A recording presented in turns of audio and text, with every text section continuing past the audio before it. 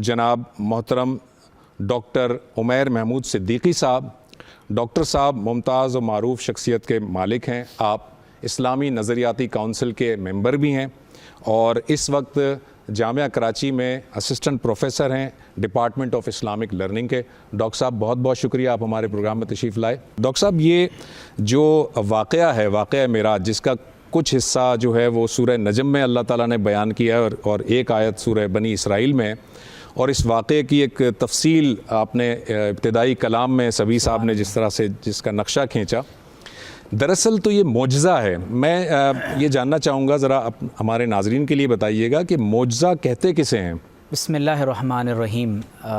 आज हम 27 रजब की इस मुक़द्दस रात में हुज़ूर अलैहिस्सलातु वस्सलाम के मस्जिद हराम से मस्जिद अक़सा तक सफ़र और फिर वहाँ से सुम्मा उरिज बी, फिर मुझे आसमानों की तरफ ले जाया गया।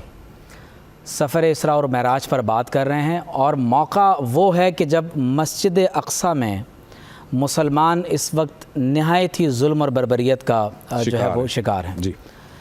और इससे हमारे दिलों में ख़ास तौर पर मस्जिद अक़सा की अहमियत जो है वो वाज़े होती है, उजागर होती है कि जब हुज़ूर अलैहिस्सलातु वस्सलाम मस्जिद हराम से मस्जिद अक़सा तक तशरीफ़ ले गए हैं तो मुसलमान ये बात जान लें कि उनके 2 नहीं बल्कि 3 हरम हैं, मस्जिद हराम, मस्जिद अक़सा और मस्जिद नबवी सल्लल्लाहु ताला अलैहि वालैहि वसल्लम।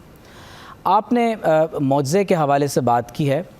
कुरान मजीद में अल्लाह ताला ने लफ्ज़ मौजज़ा के बजाय आयत का लफ्ज़ इस्तेमाल किया है कि परवरदिगार आलम अपने अंबिया अलैहिमुस्सलाम को निशानी अता फ़रमाता है। लेकिन मौजज़े की तारीफ़ क्या है? मौजज़ा एक ऐसा अम्र है जो खिलाफ़ आदत होता है, उसका इज़हार अल्लाह तबारक व तआला के इज़्न से होता है और वो किसी नबी के ज़रिए से ज़ाहिर होता है। खिलाफ़ आदत होने का माना यह है कि मैं डॉक्टर साहब इसको यूँ नहीं कहूँगा कि वो फितरत के ख़िलाफ़ होता है या अल्लाह के बनाए हुए क़वानीन के ख़िलाफ़ होता है, क्योंकि हमने क़वानीन का बिल्कुलिया अहाता अभी तक नहीं किया हुआ। अगरचे हमें कायनात में यूनिवर्सलिटी और एटर्निटी नज़र आती है, लेकिन कभी भी कोई साइंसदान या कोई मुफक्किर और दानिश्वर अल्लाह के क़वाइद और क़वानीन और फितरत के अहाते का दावा नहीं करेगा। तो बड़ी काबिल तवज्जो बात यह है कि बज़ाहिर जो चीज़ें हमें फितरत और आदत के मुताबिक नज़र आती हैं, मौजज़ा वो अमर है जो अल्लाह के इज़्न से ज़ाहिर होता है और ख़िलाफ़ आदत ज़ाहिर होता है। अगर उसका ज़हूर अल्लाह के नबी से हो तो उसे मौजज़ा कहा जाता है। अब देखिए, यहाँ पर कुरान मजीद की मैं 2 आयात मुबारका पेश करना चाहूँगा। अल्लाह ताला फरमाता है, क़द जाअतकुम बय्यिनतुम मिर रब्बिकुम हाज़िही नाक़तुल्लाहि लकुम आया। फरमाया कि ये अल्लाह ताला की तरफ से निशानी है, रोशन दलील है कि अल्लाह ने तुम्हें पहाड़ में से एक ऊँटनी निकाल कर दिखाई है। तो अल्लाह ने उस मौजज़े को निशानी और बय्यिना करार दिया। एक और मकाम पर फरमाया कि वमा काना ली रसूलिन अन यातिया बि आयतिन इल्ला बिइज़्निल्लाह। किसी नबी के लिए ये जायज़ ही नहीं है कि वो किसी मौजज़े और निशानी का इजहार करें मगर ये कि वो अल्लाह के इज़्न से होता है। अब आप देखिए कि हज़रत सैयदना मूसा अलैहिस्सलाम के दस्ते मुबारक में एक असा का हकीकतन अज़दहा बन जाना, जब आप वो असा अपना दस्ते मुबारक से एक पत्थर पर मारते हैं तो उसमें से पानी के चश्मों का जारी हो जाना, इसी तरह जब वो रेड सी पर मारा जाता है तो 12 रस्तों का बन जाना, और कत्तौदिल अज़ीम यानी सुनामी नहीं आता बल्कि वहाँ पर पहाड़ों की मानंद वो लहरें जो हैं वो खड़ी हो जाती हैं और एक तौदे की सूरत इख्तियार कर लेती हैं। इसी तरह हज़रत सैयदना यूनुस अलैहिस्सलाम का मछली के पेट में रहना, सुलेमान अलैहिस्सलाम का हवाओं में सफ़र करना, हज़रत सैयदना नूह अलैहिस्सलाम की कश्ती का पहाड़ की मानंद लहरों के सीने को चीर कर पानी के अंदर सफ़र करना, और इसी तरह हज़रत सैयदना मसीह अलैहिस्सलाम का मट्टी के परिंदे बनाकर उनमें दम करना और उन परिंदों का अल्लाह के नाम से ज़िंदा हो जाना, आप अलैहिस्सलाम का मुर्दों को ज़िंदा करना, पैदाइशी नाबीना अफराद को शिफायाब करना और इसी तरह कोढ़ के मरीज़ों को सेहतयाब कर देना, ये तमाम के तमाम मौजज़ात हैं। और ये मौजज़ात 2 तरह के हैं। एक हिस्सी हैं जिनको आप एम्पेरिकली آپ ویریفائی کر لیتے ہیں، کوئی شخص اپنے نبی کے معجزے کو اپنی آنکھوں سے دیکھ لیتا ہے، ٹھیک۔ اور کچھ معجزات وہ ہوتے ہیں جو مانوی طور پر ہوتے ہیں، کہ جیسے قرآن مجید کا یعنی ایلوکوئنس کے اندر اس قدر معراج کو پہنچنا کہ قرآن کریم کے جس طرح کا کوئی جو کلام جو ہے وہ کوئی نہیں لا سکتا۔ اللہ تعالیٰ خود فرماتا ہے کہ فاتو بصورۃ من مثلہ۔ لیکن حضور علیہ الصلوۃ والسلام کے بارے میں یہ خاص بات ہے کہ ہر نبی کا معجزہ زمان و مکان کے ساتھ محدود ہے، لیکن آپ صلی اللہ علیہ وسلم کو قرآن مجید کی روشنی میں، قرآن مجید کی صورت میں اللہ نے ایک ایسا معجزہ عطا کر دیا جو قیامت تک اس امت کے ساتھ رہے گا۔ اب بڑی قابل توجہ بات یہ ہے کہ ہر نبی کا معجزہ وہ انسان کو ہر دور میں یہ تعلیم دیتا ہے کہ اب انسان اس جہت پر غور و فکر کرے اور وہ اس طرح سے آگے بڑھ کر انسان ترقی پا سکتا ہے۔ داؤد علیہ السلام نے آئرن ایج کا آغاز کیا، حضرت سلیمان علیہ السلام نے بتایا کہ ہواؤں میں اڑا جا سکتا ہے، یونس علیہ السلام نے بتایا کہ سمندر میں مچھلی کے پیٹ نما کسی چیز میں سب میرین میں آج لوگ سفر کرتے ہیں۔ تو ہر نبی کا دور انسان کے لیے ترقی کی نئے راہوں کو متعین کر دیتا ہے۔ حضور علیہ الصلوۃ والسلام نے ہمیں یہ سفر اسراء اور معراج میں تعلیم دی ہے کہ اسپیس اور خلا میں سفر ہو سکتا ہے، تم ٹائم اینڈ اسپیس کی لیمیٹیشن سے ماورا بھی جا سکتے ہو، اور سب سے بڑھ کر بات یہ کہ ابھی ہم پروگرام کے شروع ہونے سے پہلے الہاد کے بارے میں بات کر رہے تھے۔ آپ دیکھیے کہ جب کسی چیز کی تصدیق کی جاتی ہے تو علم کے دو ہی ذرائع ہیں، کہ یا تو میں اس کو تھرو ریشنلائزیشن جان لیتا ہوں، یا میں ایمپیریکل ایویڈنس کے ذریعے سے ویریفائی کر لیتا ہوں، یا اگر دونوں چیزیں میرے پاس نہ ہو سکیں تو میں کسی مخبر صادق کی خبر کی تصدیق کر دیتا ہوں۔ تو اللہ تعالیٰ نے شب معراج میں جب ٹائم اینڈ اسپیس کی لیمیٹیشن سے ماورا ہو کر اپنے نبی صلی اللہ علیہ وسلم کو سفر اسراء اور پھر سفر معراج کروایا اور پھر براہ راست اپنا دیدار عطا کر دیا، تو ہمارے لیے یہ ایک راہ کھل گئی ہے کہ ہم بھی اب ان علوم میں غور و فکر کریں۔ حضور علیہ الصلوۃ والسلام کے ذریعے سے جو ہمیں علم عطا ہو رہا ہے اس علم کو حاصل کریں، اور بہت اہم بات یہ ہے کہ ہمیں وہ مخبر صادق خبر دے رہے ہیں جنہوں نے اپنے رب تعالیٰ کا دیدار کر لیا۔ تو گویا کہ معجزہ، اگر میں اس کو کنکلوڈ کروں تو معجزہ دراصل وہ نشانی ہے، وہ آیت ہے جو کسی نبی کو اللہ تبارک و تعالیٰ ایک قوت کے طور پر دیتا ہے کہ بظاہر بنا اسباب خلاف عادت ایک چیز ظاہر ہوتی ہے، اور وہ اس نبی کی نبوت اور رسالت کے لیے ایک سب سے بڑی دلیل ہوتی ہے۔ شیخ اکبر محی الدین ابن العربی رحمۃ اللہ علیہ فرماتے ہیں کہ نبی کریم صلی اللہ علیہ وآلہ وسلم کو 34 مرتبہ اللہ تعالیٰ نے معراج عطا فرمائی ہے، جن میں ایک واقعہ وہ ہے جو 27 رجب کو جسم اور روح دونوں کے ساتھ ہوا، اور خاص طور پر جب آپ مسجد حرام سے مسجد اقصیٰ تک کے سفر کا احادیث کی روشنی میں مطالعہ کرتے ہیں، اور پھر خاص طور پر جب آپ صلی اللہ علیہ وسلم وہاں تشریف لے گئے، تو بڑی اہم بات یہ ہے کہ مسجد اقصیٰ میں ایک دیوار ہے جس کو حائط براق کہتے ہیں، جوز اس کو ویسٹرن وال کہتے ہیں، اس کو دیوار گریہ بھی کہا جاتا ہے، لیکن ہمارے عرف میں اسلامی تاریخ میں اسے حائط براق یا دیوار براق کہا جاتا ہے۔ اور دیوار براق کہنے کی وجہ یہ ہے کہ جب شب اسراء میں آپ صلی اللہ علیہ وسلم کا براق مسجد حرام سے روانہ ہوا تو سب سے پہلے اس براق نے مسجد حرام کے بعد مسجد اقصیٰ کے ارد گرد جس مقام پر آ کر ٹھہراؤ کیا ہے وہ حائط براق کا مقام ہے۔ تو اسی لیے جو ویسٹرن وال ہے یا جس کو دیوار گریہ بھی کہا جاتا ہے وہ بنیادی طور پر ویسٹرن وال یا دیوار گریہ نہیں ہے، اسلامی تاریخ میں ہم اسے دیوار براق کہتے ہیں۔ اور میں یہاں ایک بہت اہم مسئلے کی وضاحت کر دوں کہ بہت سے لوگوں کو مسجد اقصیٰ کے جغرافیہ کے بارے میں بڑا مغالطہ ہو گیا۔ بعض لوگ یہ سمجھتے ہیں کہ شاید صرف ڈوم آف دا راک جس کے نیچے مقدس ترین چٹان ہے، اور اس چٹان کے بارے میں جوز کا خیال یہ ہے کہ حضرت یعقوب علیہ السلام کو اسی مقام پر معراج کا سفر عطا ہوا۔ تو یہاں پر مغالطہ کیا ہے کہ بعض لوگ صرف ڈوم آف دا راک کو مسجد اقصیٰ سمجھتے ہیں، اور بعض لوگ صرف سلور گنبد والی مسجد کو ہی مسجد اقصیٰ سمجھتے ہیں، جبکہ آپ کو ٹیمپل ماؤنٹ پر، جس کو یعنی جوش ایسکیٹالوجی میں اس کو ٹیمپل ماؤنٹ کہتے ہیں، اسلامی اصطلاح میں یہ تمام دیواریں اور اس ماؤنٹ پر جو کچھ موجود ہے مسجد قبلی سے لے کر قبۃ الصخرہ تک یہ تمام کا تمام حصہ مسجد اقصیٰ ہے، اور یہی بارکنا حولہ الذی بارکنا حولہ۔ یہاں ابراہیم علیہ السلام اور 1000 انبیاء علیہ السلام کے مزارات قدسیہ موجود ہیں۔ تو جب آپ حائط براق سے بائیں طرف مڑتے ہیں تو یہاں ایک مسجد براق ہے، رائٹ. اور اسے مسجد براق اس لیے کہا جاتا ہے کہ یہاں ایک حلقہ موجود ہے، اور میں یہاں پر وہ حدیث پڑھنا چاہوں گا کہ حضور علیہ الصلوۃ والسلام کی حدیث میں اس بات کا ذکر ہے کہ جب اس حلقے کا اگر آپ گوگل کریں تو آپ کو وہ حلقہ آج بھی مسجد براق میں نظر آئے گا. تو فرمایا فَرَبَطْتُهُ بِالْحَلَقَةِ الَّتِي يَرْبُطُ بِهِ الْأَنْبِيَاء، تو فرمایا میں نے اپنے براق کو اسی مقام پر باندھا جہاں پر تمام انبیاء علیہ السلام نے اپنے براق اور سواری کو باندھا تھا. کیونکہ مسجد حرام اور مسجد اقصیٰ یہ دونوں حرم ایسے ہیں جہاں 1,24,000 انبیاء علیہ السلام کا گزر ہوا ہے. ملتزم کو ملتزم اس لیے کہتے ہیں کہ تمام انبیاء نے اپنے سینے کو لگا کر وہاں دعا کی ہے. تو مسجد اقصیٰ وہ مقام ہے کہ اگر قبۃ الصخرہ کے پاس آپ بالکل اگر آپ آج موجودہ لوکیشن دیکھیں تو قبۃ الصخرہ کے بالکل قریب دائیں طرف آپ کو قبۃ النبی نظر آتا ہے.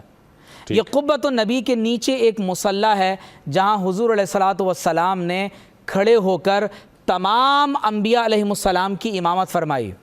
اور یہاں پر میں توجہ دلانا چاہتا ہوں کہ حدیث میں یہ بات ذکر ہے کہ حضور علیہ السلام نے سفر اسرا میں جب مسجد حرام سے آگے تشریف لائے تو ایک مقام پر کھجور کے درخت تھے، تو جبریل امین نے عرض کی کہ یہاں اتر کر آپ نماز ادا کیجئے، اور یہ طیبہ ہے، آپ کی جائے ہجرت ہے. پھر ایک مقام پر جہاں موسیٰ علیہ السلام کی قبر انور تھی تو حضور علیہ الصلوۃ والسلام فرماتے ہیں کہ میں نے خود دیکھا کہ وَهُوَ قَائِمٌ يُصَلِّي فِي قَبْرِهِ، کہ آپ کھڑے ہو کر اپنی قبر میں نماز ادا کر رہے ہیں. اور تیسرا مقام وہ تھا کہ جس کے بارے میں حدیث میں یہ ہے کہ حضور علیہ الصلوۃ والسلام کو کہا گیا کہ بیت اللحم میں اتر کر، اور یہ بالکل عین اس کو مہد عیسیٰ بھی کہتے ہیں، یہ مقام عیسیٰ علیہ السلام کی ولادت کا مقام بھی ہے، یہاں آپ کھیلا بھی کرتے تھے. تو بالکل عین مسجد اقصیٰ میں مسجد قبلی سے دائیں طرف مہد عیسیٰ یا بیت اللحم کا وہ علاقہ موجود ہے کہ جہاں حضرت مسیح علیہ السلام کی ولادت ہوئی. تو اگر آپ اسی سفر اسرا میں دیکھیں تو ایک واقعہ اور پیش ہوا کہ حضور علیہ الصلوۃ والسلام کی خدمت میں آزمائش، امتحان اللہ کی طرف سے، ایک پیالے میں شراب اور خمر اور ایک پیالے میں دودھ پیش کیا گیا تو حضور علیہ الصلوۃ والسلام نے فطرت کے مطابق لبن، دودھ کو پسند فرمایا. تو اگر آپ اس بات کو کنکلوڈ کریں تو معلوم یہ ہوتا ہے کہ حضور علیہ الصلوۃ والسلام کا اپنے براق ہے اس کو اس حلقے کے ساتھ باندھنا، تمام انبیاء علیہ السلام کی امامت فرمانا، یہ تمام تر واقعات ہمیں یہ بتاتے ہیں کہ امت کے لیے اس پورے سفر میں ہر مقام، ہر قدم پر حکمتیں موجود ہیں، وزڈم ہیں، سیکرٹس ہیں. آج دیکھنا یہ ہے کہ امت نعوذ باللہ خمر کی طرف جا رہی ہے یا فطرت اور دودھ جو اللہ تعالیٰ کی طرف سے نعمتیں ہیں ان کی طرف اپنے رخ کو کرتی. یہاں پر ڈاکٹر صاحب میں ایک بات کو اور ذکر کرنا ضروری سمجھتا ہوں کہ حضور علیہ الصلوۃ والسلام کا سفر معراج اور سفر اسرا، ڈاکٹر صاحب نے ذکر کیا کہ سفر طائف کے فوراً بعد، عام الحزن کے بعد، ہجرت سے 1 سال قبل سورت ہے بنی اسرائیل، اور اللہ تبارک و تعالی سفر اسرا کو بیان کر رہا ہے سورہ بنی اسرائیل میں.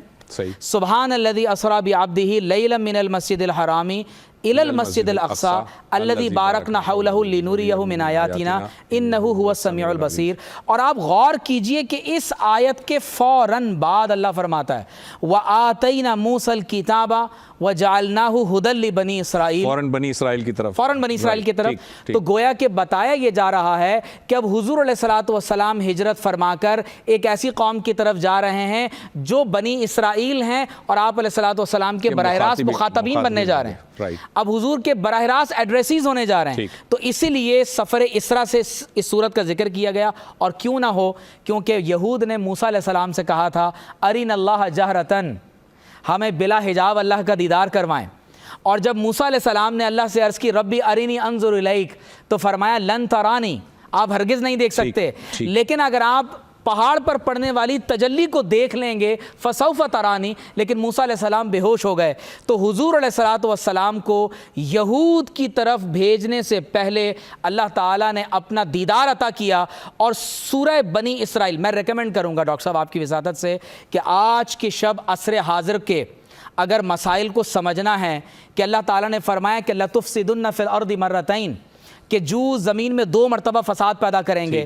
اس پورے واقعے کے تناظر میں سورہ بنی اسرائیل کا مطالعہ کریں, ایسے ایسے اسرار و رموز آپ کے سامنے آئیں گے کہ اللہ تعالیٰ علم کا دروازہ کھولے گا. بہت عمدہ گفتگو فرمائی. ایک ہوتی ہے حدیث کا وہ مقام کہ جسے حدیث موقوف کہا جاتا ہے, ٹھیک, یا وہ حدیث جو کسی صحابی کی سند پر پہنچ کر ختم ہو جاتی ہے, ٹھیک ہے, تو اسے قول صحابی کہا جاتا ہے. صحیح. اور ایک حدیث وہ ہے جو حدیث مرفوع کہلاتی ہے کہ جس میں براہ راست حضور علیہ الصلوۃ والسلام کوئی بات ارشاد فرما دیتے ہیں. ٹھیک. تو امام مسلم اس حدیث کے راوی ہیں, اس حدیث کے ناقل ہیں, اور حضرت ابو ذر رضی اللہ تعالیٰ عنہ روایت کرتے ہیں, فرماتے ہیں کہ میں نے حضور صلی اللہ علیہ وسلم سے خود سوال کیا, حل رأیت ربک, کہ کیا آپ نے اپنے رب کی زیارت کی ہے؟ تو آپ صلی اللہ علیہ وسلم نے فرمایا نور انی اراہو, کہ میں نے اللہ تعالیٰ کے عظیم الشان نور کی رویت کی ہے, اللہ تعالیٰ کے عظیم الشان نور کو دیکھا. اور جو موسیٰ علیہ السلام کا واقعہ ہے اس میں بھی یہی ذکر ہے کہ فَإِنِ اسْتَقَرَّ مَقَامَهُ فَسَوْفَ تَرَانِي, اگر یہ پہاڑ اپنی جگہ مستقر رہ گیا تو آپ عنقریب مجھے دیکھ لیں گے. تو رویت کی بالکلیہ نفی نہیں, ہاں ادراک کی نفی ہے. رویت اور ادراک میں ظاہر ہے کہ فرق ہوتا ہے. تو حدیث مرفوع میں کیونکہ حضور علیہ السلام نے خود فرما دیا تو لہذا ترجیح اس کو. بہت شکریہ سر, آپ نے وضاحت کر دی, تھینک یو. جب سورہ بنی اسرائیل کا آغاز ہو رہا ہے تو سبحان الذی اسری بعبدہ, ٹھیک, یعنی حضور علیہ الصلوۃ والسلام اگر معراج کی انتہا کو پہنچتے ہیں, اللہ تعالیٰ کا دیدار نصیب ہو رہا ہے, ثم دنا فتدلی فکان قاب قوسین او ادنی کے مقام پر ہیں, بالکل, تو جو لقب دیا جا رہا ہے وہ بعبدہ ہی ہے.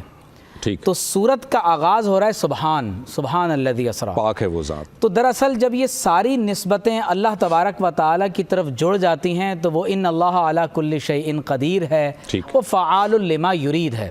بالکل صحیح. تو حضور علیہ الصلوۃ والسلام رات کے تھوڑے سے حصے میں لیلا من المسجد الحرام الی المسجد الاقصی, ٹھیک, رات کے تھوڑے سے حصے میں, آپ غور کیجئے کہ حدیث میں یہ ذکر ہے کہ موسیٰ علیہ السلام کو نماز پڑھتے ہوئے دیکھ رہے ہیں اپنی قبر مبارک میں, صحیح, پھر مسجد اقصی میں تمام انبیاء کی امامت فرما رہے ہیں, اور حدیث میں ہے کہ پہلے آسمان پر آدم علیہ السلام سے, دوسرے آسمان پر حضرت یحییٰ اور مسیح علیہ السلام سے, تیسرے آسمان پر حضرت یوسف علیہ السلام سے, چوتھے آسمان پر حضرت ادریس علیہ السلام سے, پھر پانچویں آسمان پر حضرت ہارون علیہ السلام, چھٹے آسمان پر حضرت موسیٰ علیہ السلام, اور ساتویں آسمان پر حضرت ابراہیم علیہ السلام سے ملاقات ہو رہی ہے. بالکل صحیح ہے. تو یہ تمام انبیاء علیہم السلام سفر اسراء میں اپنی قبور میں بھی موجود ہیں, پھر آپ علیہ الصلوۃ والسلام امامت فرما رہے ہیں وہاں بھی ہیں اور ساتوں آسمانوں میں بھی ہیں. ٹھیک. تو اس کا مطلب یہ ہوا کہ اللہ تبارک و تعالیٰ اس بات پر قادر ہے کہ وہ اپنے انبیاء علیہم السلام کو زمان و مکان کی حدود سے ماورا ہو کر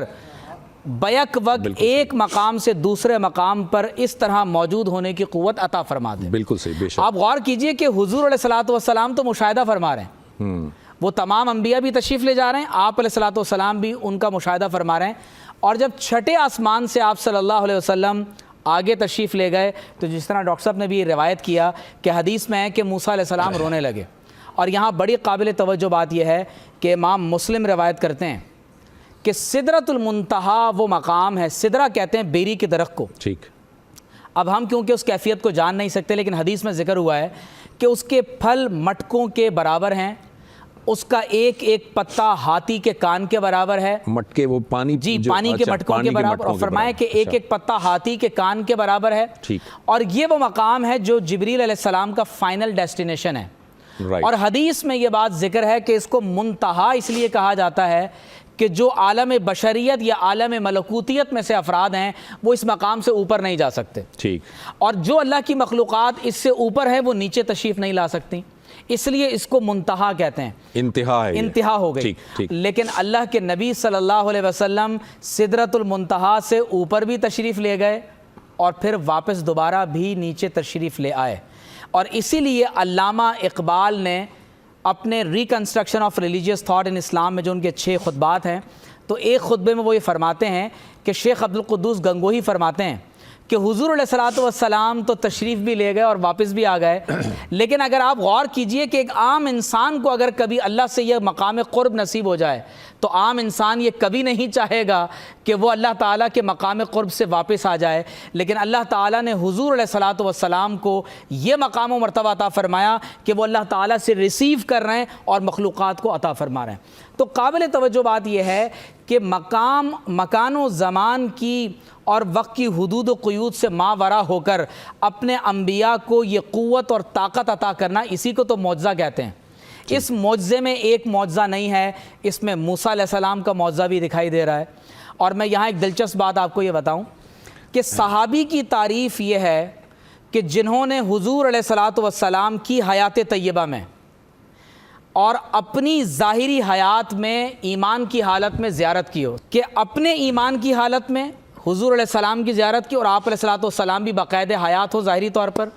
تمام انبیاء کا وصال ہو چکا ہے، وہ عالم برزخ میں ہے، صرف ایک نبی ہیں عیسیٰ بن مریم علیہ السلام جو حیات ہیں، اور احادیث متواترہ اس بات پر ہیں کہ آپ قرب قیامت میں آسمان سے نزول فرمائیں گے۔ تو عیسیٰ علیہ السلام کو اللہ نے یہ مقام و مرتبہ عطا فرمایا کہ وہ من وجہن اللہ کے رسول اور نبی بھی ہیں، اور شب معراج میں انہوں نے زمین پر بھی اور آسمانوں میں بھی حضور علیہ الصلوۃ والسلام کا دیدار اور زیارت عالم بیداری میں اپنی زندگی میں کی ہے، تو اللہ تعالیٰ نے انہیں مقام صحابیت بھی عطا فرمایا۔ تو من وجہن وہ اللہ کے نبی اور رسول ہیں، اور من وجہن وہ صحابی رسول بھی ہیں۔ دیکھیے شب معراج سے قبل شق القمر کا معجزہ بھی ہے، اور وہ بھی مکہ مکرمہ میں ہی پیش آیا جی۔ اور شق القمر کا معجزہ اس وقت پیش آیا کہ جب مشرکین کی طرف سے مطالبہ کیا گیا، اور جبل ابو قبیس پر آپ صلی اللہ علیہ وسلم نے جب اللہ تعالیٰ سے دعا فرمائی تو اللہ رب کریم نے چاند کو شق فرمایا۔ تو یہ معجزہ تو ان کے مطالبے پر ہی دکھایا گیا، لیکن جو خاص طور پر جس کی طرف آپ نے اشارہ کیا ہے کہ جو معجزہ شب معراج کا معجزہ ہے، اور پھر صدیق اکبر رضی اللہ تعالیٰ عنہ سے اس کی تصدیق کروائی گئی۔ تو حدیث میں اس بات کا ذکر ہے کہ جب آپ صلی اللہ علیہ وسلم سفر اسراء اور معراج سے واپس تشریف لے آئے اور یہ اعلان فرمایا کہ اللہ تعالیٰ نے مجھے راتوں رات مسجد حرام سے مسجد اقصیٰ کا سفر اور وہاں سے پھر ساتوں آسمان اور جہاں تک چاہا سفر سے مجھے سرفراز فرمایا، تو ان کو یہ معلوم ضرور تھا کہ آپ صلی اللہ علیہ وسلم کبھی بیت المقدس تشریف نہیں لے گئے۔ ہاں یہ معلوم تھا، یہ ان کو معلوم بالکل معلوم تھا، کیونکہ سیریا کی طرف سفر ہوا ہے اور اس سے زیادہ آپ صلی اللہ علیہ وسلم کبھی تشریف نہیں لے گئے تھے۔ تو جب حدیث میں یہ بات باقاعدہ ذکر ہے کہ حضور علیہ الصلوۃ والسلام فرماتے ہیں کہ اللہ تبارک و تعالیٰ نے جبریل امین کو حکم دیا اور حضرت جبریل علیہ السلام نے بیت المقدس کو میرے سامنے پیش کر دیا۔ بالکل۔ تو جوں کچھ کفار اور مشرکین سوال کرتے جاتے، ویسے ویسے آپ صلی اللہ علیہ وسلم اس کو مشاہدہ فرما کر جواب دیتے جاتے۔ بالکل۔ اور حضرت سیدنا ابو بکر صدیق رضی اللہ تعالیٰ عنہ کے ایمان کی پختگی کا عالم یہ تھا کہ یہاں حضور علیہ الصلوۃ والسلام کو جواب عنایت فرمائیں اور وہ عرض کریں صدقتا یا رسول اللہ، یا رسول اللہ صلی اللہ علیہ وسلم آپ نے سچ فرمایا۔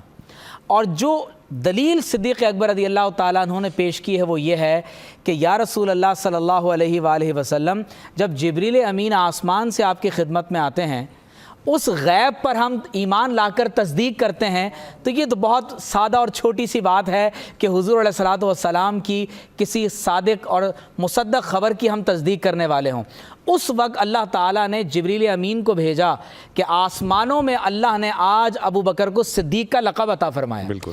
تو صدیق وہ ذات اقدس ہے کہ جب صادق کی تکذیب کی جا رہی ہو تو اس وقت تنہا کوئی کھڑے ہو کر صادق کی تصدیق کر دے تو اللہ تعالیٰ آسمانوں میں صدیقیت کا لقب عطا فرماتا ہے۔ اللہم صلی علی محمد وعلی آل محمد